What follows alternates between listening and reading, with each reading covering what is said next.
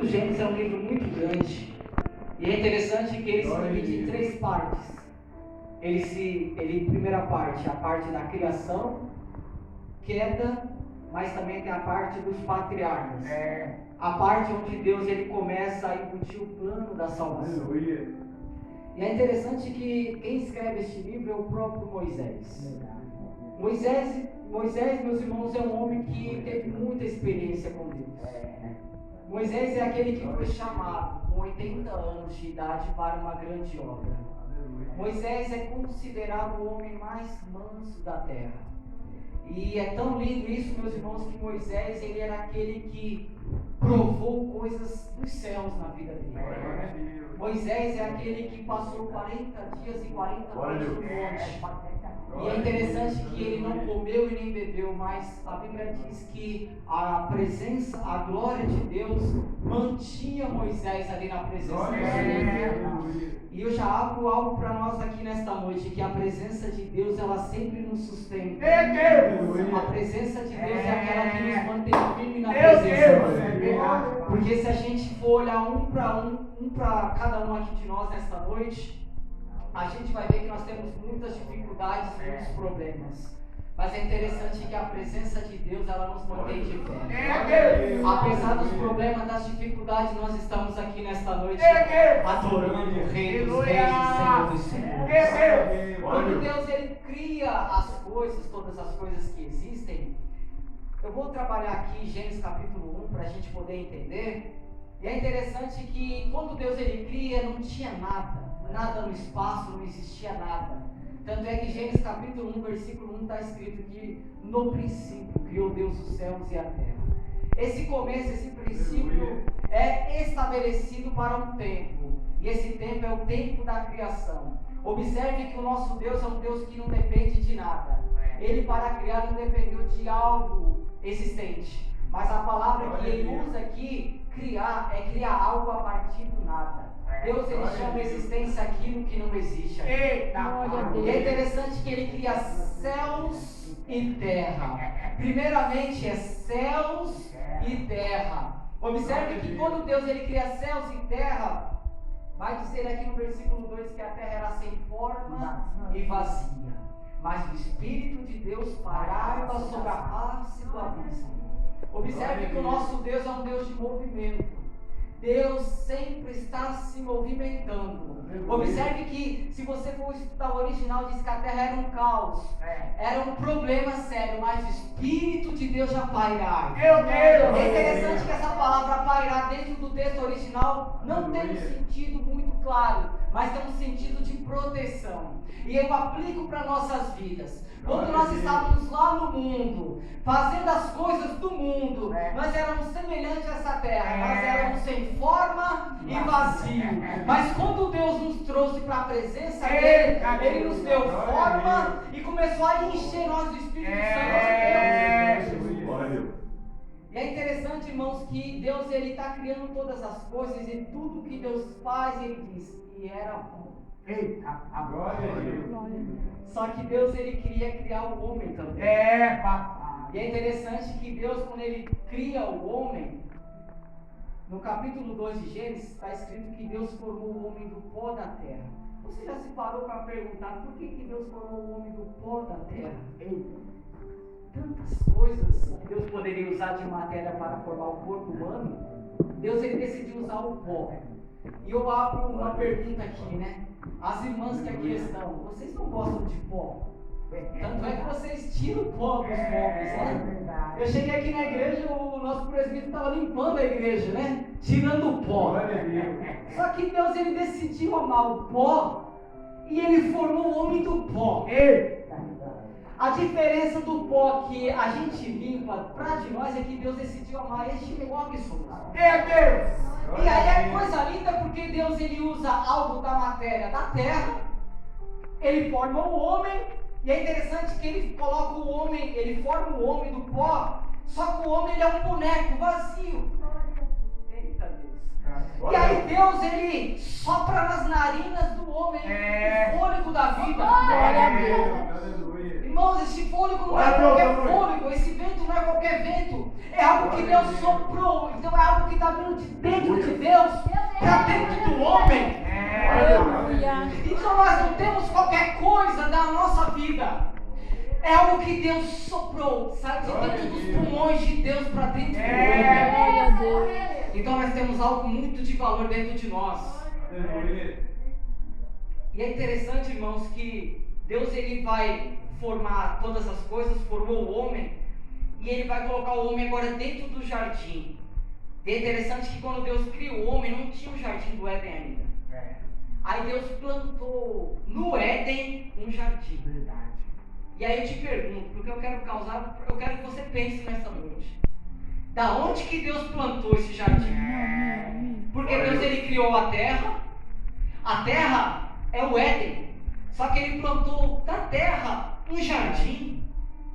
Esse jardim ele veio dos céus para a terra. E é interessante que ele plantou um jardim. Essa palavra plantou significa que ele cercou aquele lugar. Aí ele pegou o homem que ele criou e ele colocou dentro do jardim.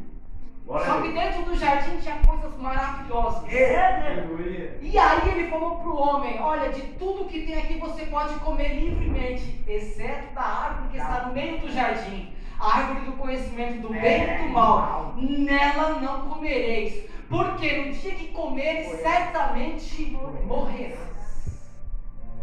Observe que o nosso Deus é um Deus que ele vai falar mais não para nós do que sim. A primeira coisa que Deus fala com o homem é não. E é interessante que o homem ele tem a sua referência em Deus. Aí, o plano de Deus não era que o homem vivesse só, mas tivesse uma mulher. E para a gente adiantarmos aqui, a gente vai ver que Deus ele forma agora a mulher também. É verdade. Ambos eram um casal. E aí vai algo que começa agora a nos entristecer. Porque ali na viração do dia, Deus sempre estava presente. Deus sempre estava se relacionando com o homem. Porém, no capítulo 3 de Gênesis, há uma coisa aqui que faz a gente pensar e até ficar triste. Porque o homem agora ele vai desobedecer a Deus. E é interessante que num belo dia a mulher está passeando e a serpente vai se apresentar para ela. Distorce a palavra. E é interessante que a serpente vai falar assim para a mulher: não, no dia que vocês comerem, vocês serão semelhantes a Deus. Glória a Deus. Observe que desde a queda até o dia de hoje é a mesma coisa. O homem ele quer ser igual a Deus. Observe que o homem, eu não estou falando dos crentes, mas o homem aí do lado de fora, ele não tem a Deus. Glória a Deus. Ele é o próprio Deus. Ele tem as suas escolhas. Ele manda no nariz. Só que é interessante que aquela mulher ela pega, leva o fruto para o homem e ambos os dois comem. Só que quando comem, a palavra diz que eles abriram seus olhos e perceberam que estavam nus. Ou seja, perderam o estado de consciência de pureza. Ou seja, o pecado agora está habitando naqueles corpos, está habitando na alma e no espírito deles. E é interessante que eles fazem folha de figueira. Só que Deus sabia que o homem ia cair. Deus não é pego de surpresa. Meu Deus, é verdade. Meu Deus. É interessante que Deus ele desceu na viração do dia como ele se Só que é interessante que o homem ele se escondeu de Deus. Porque ele ouviu a voz de Deus soar no jardim. E aqui tem uma coisa pra gente pensar. Eu penso que todo dia Deus descia no mesmo lugar. O homem vai estar exatamente naquele local. E quando Deus chega naquele local, o homem não está mais naquele local. O homem ele decidiu fugir de Deus, porque o pecado nos afasta de Deus. Só que é interessante que Deus ele não desistiu do homem. Ele desceu e fez uma pergunta, coisa que ele nunca tinha feito: Adão, onde tu estás? O Adão achou que podia se esconder de Deus. Só que Deus está procurando o Adão no jardim agora. E está perguntando: Adão, onde tu estás? O Adão fala: Senhor, estou aqui. E ele fala: eu comi do fruto. Quem te deu? E vocês conhecem a história. E é interessante que Deus vai fazer agora uma sequência agora. Deus vai vai falar para o homem: agora você vai comer, você vai se alimentar através do seu suor, você vai trabalhar muito agora. E é o que a gente faz. Você vai perder o direito que você tem aqui. Irmãos, o Adão era o único que conseguia ver Deus. Após a queda, que o homem é exposto para fora do jardim, agora o relacionamento entre eles é entre altares. Eles não têm mais a presença física. Via Deus fisicamente, agora eles não conseguem ver mais por causa do pecado. E aí a gente vê algo que me chama a atenção no capítulo 4, que quando Deus, num belo dia, ele vai receber 2 cultos. A oferta de Caim e Abel. E aqui algo para alguém que entrou nesta noite aqui, talvez fale assim: Deus, faz tempo que não fala comigo.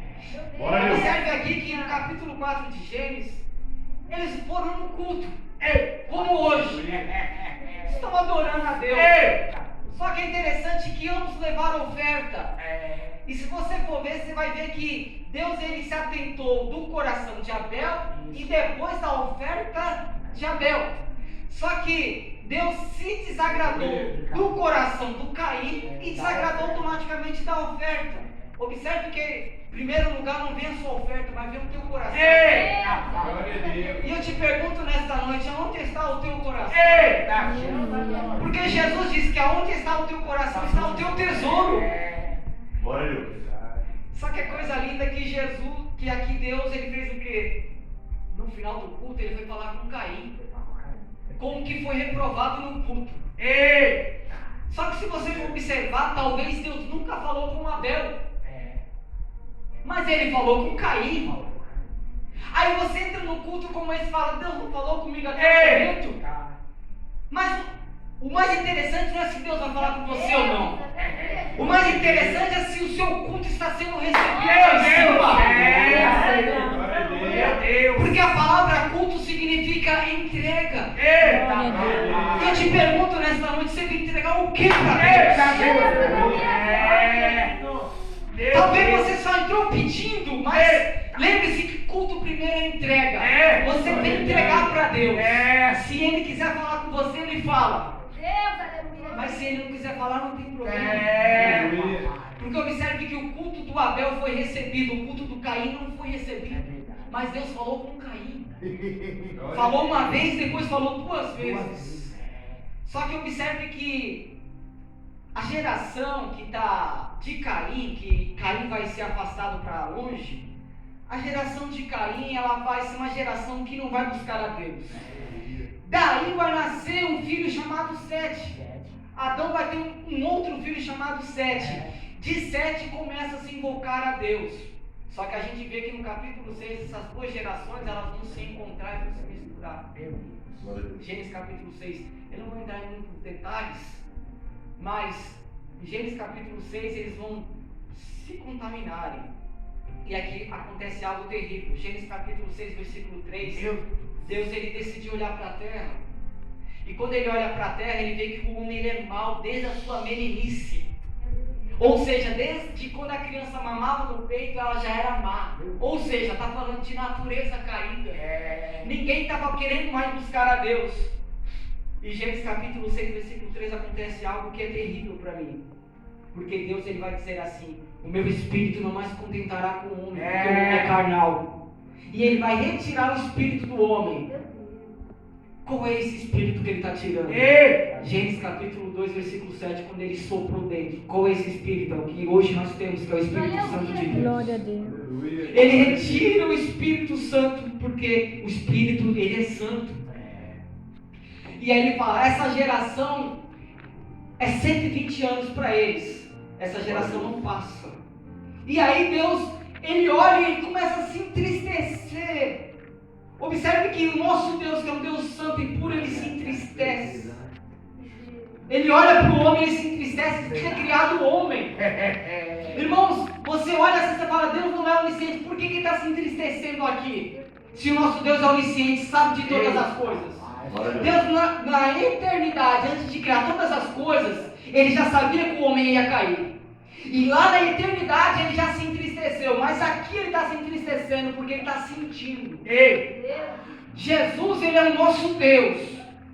A gente conhece a natureza, as duas naturezas de Jesus, 100% homem e 100% Deus. E a gente vê que um Deus que tinha poder de parar o mar, de acalmar o vento, é o mesmo que quando chega em João capítulo 11, como foi falado aqui, ele olhou para os pessoal chorando no túmulo de Lázaro, e é um Deus que chora. Eita, mas é um Deus também tão poderoso que fala: Lázaro, vem para fora.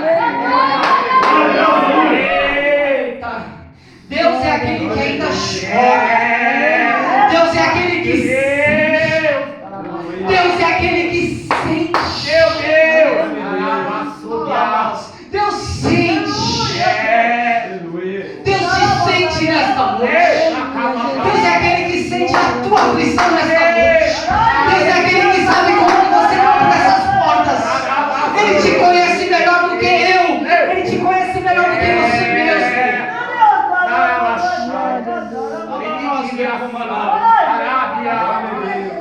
Aleluia. Ele se entristeceu de ter criado o homem, mas eu tenho que correr aqui, que o tempo está voando. Mas é interessante que quando ele vai destruir toda a terra, tudo que ele criou, mas ele olha agora para um homem, missionário Marcelo. Aleluia. E a Bíblia diz que o nome dele é Noé. Noah, que é descanso. É interessante que a Bíblia vai dizer que Deus achou graça em Noé. Glória a Deus. E não somente achou graça em Noé, mas a Bíblia diz que Noé andava com Deus. Glória a Deus. Não era Deus que andava com Noé, era Noé que andava com Deus. Aleluia. Glória a Deus. E é interessante, irmãos, que Deus vai chamar Noé agora para um plano. E Deus chamou, desde o início dessa campanha, vocês para um plano. Eita! Glória a Deus. Glória a Deus. Você observou que eu li, e talvez você já tenha lido já isso aqui, que Deus olhou e só viu Noé na terra. Peraí, mas tinha a família dele. É verdade. Mas Deus viu Noé. Aleluia. Grava isso que eu vou falar, depois você lê na sua casa, Ezequiel capítulo 14, versículo 14. Nessa geração Deus falou assim que só salvaria 3 pessoas. O Noé salvaria Daniel e Jó. Só os 3 eram justos. Glória a Deus. Só que quando Deus olhou para a terra, só viu Noé. Só que Deus fez uma promessa para Noé. Você vai construir uma arca. E dentro dessa arca, você vai entrar com a sua família.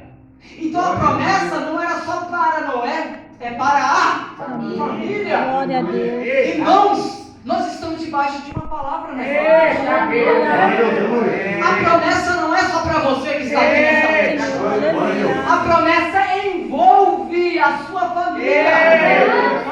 A promessa envolve agora a minha família, porque eu também estou aqui nessa noite. Só que tem umas características na vida de Noé. Aleluia. Você observe, se você estiver com a sua Bíblia aberta, em Gênesis capítulo 6, versículo 10, se não me falha a memória. Gênesis capítulo 6, versículo... Deixa eu ver se é o 10 mesmo. Rapidinho, calma aí. Versículo 9. Olha só o que diz. Eu vou ler uma outra tradução aqui. Estas são as gerações de Noé. Aí vem a característica. Noé era um homem justo e íntegro entre os seus contemporâneos. Noé andava com Deus. Aleluia. Aí você vê Gênesis capítulo 5, versículo 30 e 32. Aqui vai dizer que Noé, ele tinha 500 anos. Quando Deus vai falar com ele, ele tem 500 anos. Gênesis capítulo 6, versículo 32. Só que quando a gente chega em Gênesis capítulo 7, versículo 1, onde é o tema, observe que passa-se 100 anos e ele continua justo. Quer ver? Depois disse o Senhor a Noé: entra tu e toda a tua casa na arca, porque te hei visto justo. Eita, Glória a Deus. passou-se 100 anos e o homem continua com o mesmo Glória a caráter. Deus. Glória a Deus. Olha o que é justo. A palavra justo, correto, né? No contexto bíblico, a justiça é um tema central que reflete o caráter de Deus e os seus padrões para a humanidade. A justiça divina envolve não apenas agir corretamente, mas também tratar os outros com equidade e amor. Na Bíblia, a justiça é frequentemente associada à retidão, honestidade e integridade. Ela é vista como um princípio fundamental para viver em harmonia com Deus e com o próximo. Portanto, ser justo não se limita a cumprir leis ou regras externas, mas implica em agir de acordo com os valores, princípios divinos, buscando sempre o que é correto e justo aos olhos de Deus. Glória a Deus. Aleluia. Então a gente vê que Noé tinha um bom relacionamento. A palavra íntegro, na Bíblia a noção de ser completo ou íntegro está relacionado com a ideia de perfeição e pureza diante de Deus. Deus é visto como ápice da completude e integridade. E os seres humanos são chamados a buscar essa mesma excelência de caráter. A palavra hebraica traduzida como inteiro ou completo neste contexto traz consigo não apenas a ideia de totalidade física, mas também de integridade moral e espiritual. Ser íntegro significa estar alinhado com a verdade divina e viver de maneira imaculada, sem mácula ou mancha. O desafio para os seguidores da fé é buscar essa totalidade em todos os aspectos da sua vida. Então a promessa que Deus faz para Noé é porque ele é um homem justo e íntegro. Agora vamos olhar para nós. Somos justos? Somos íntegros? Não é culto de ceia, mas Paulo disse: examine o homem se a si mesmo. Glória a Deus. Esquece o teu irmão do lado. Agora olhe para você. Glória a Deus. Aleluia. Eu olho para mim. E a pergunta é: somos justos? Glória a Deus. A Bíblia diz que Deus olhou dos céus e não viu um justo. Aí entra a graça onde entrou para Noé. Por quê? Porque Jesus era o único justo entre os homens. Glória a Deus. E nós não somos justos, nós somos justificados. Glória a Deus! Glória a Deus. E através de Jesus nos justificar, nós alcançamos essa promessa também.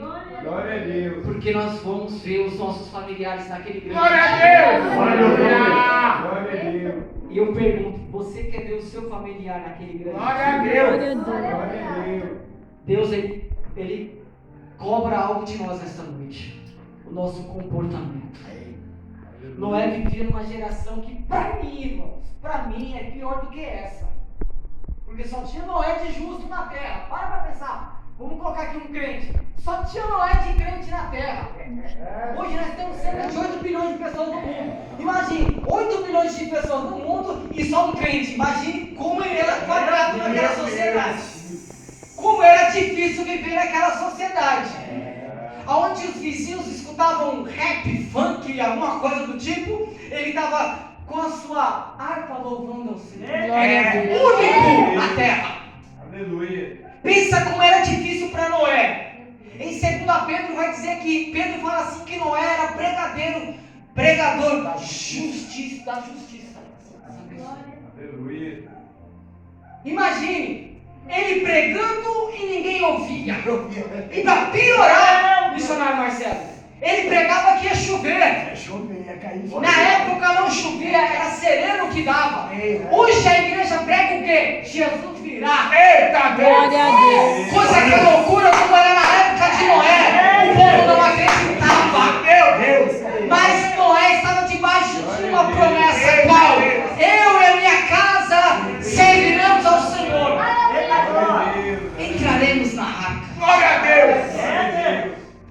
você olha e fala assim, cadê meu filho?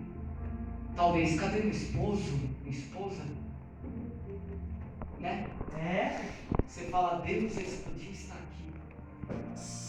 Minha mãe, talvez, meu pai, poderia estar aqui. Glória a Deus. Só que tudo tem tempo, meu filho.